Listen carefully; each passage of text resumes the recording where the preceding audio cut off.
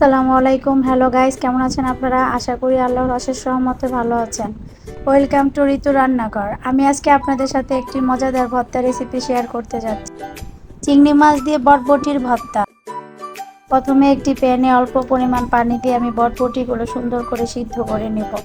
বটবটিগুলো সিদ্ধ হয়ে গেছে, এখন আমি ভালো করে নেড়ে চেড়ে নেব যাতে বটবটির গায়ে বিন্দু পরিমাণ পানি লেগে না থাকে।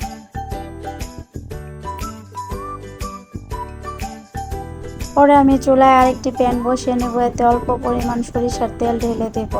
সরিষার তেলটি গরম হয়ে আসলে এতে আমি 7 থেকে 8টি শুকনো মরিচ ভেজে নেব।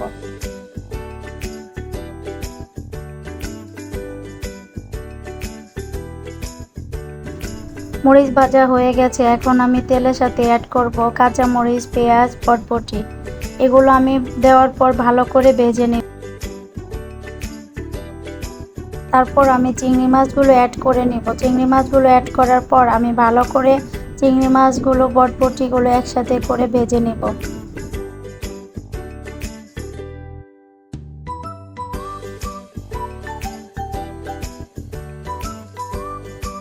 আমার সবগুলো উপকরণ সুন্দর করে ভাজা হয়ে গেছে, এখন আমি এগুলো একটি বাটিতে তুলে নেব।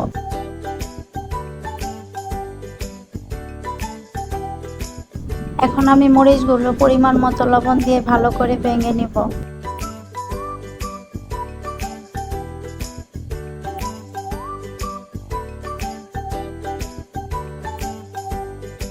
আমার মরিচ ভাঙা হয়ে গেছে, এখন আমি বটবটি, পেঁয়াজ, কাঁচা মরিচ, চিংড়িগুলো একসাথে ভালো করে মেখে নেব। আপনারা চাইলে এর সাথে ধনেপাতাও এড করতে পারেন, আমার হাতের কাছে ছিল না তাই আমি দিতে পারিনি।